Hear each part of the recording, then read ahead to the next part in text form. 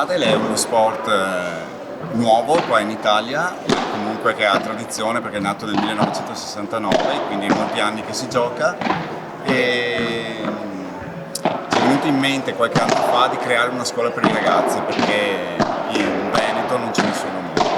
Abbiamo avuto un successo enorme, abbiamo più di 50 ragazzi e abbiamo avuto anche dei bei risultati in quanto qualche giocatore, qualche nostro allievo è stato convocato dalla Regione Veneto per rappresentare il Veneto alla Coppa delle Regioni. Noi siamo stati molto contenti di essere stati invitati per far conoscere questa nuova disciplina. L'inclusione è un'esperienza che abbiamo già provato, facendo provare dei ragazzi disabili qua della zona e con molto successo qualcuno si è integrato anche nella nostra scuola. Quindi siamo felici di questo e porteremo avanti anche questo progetto.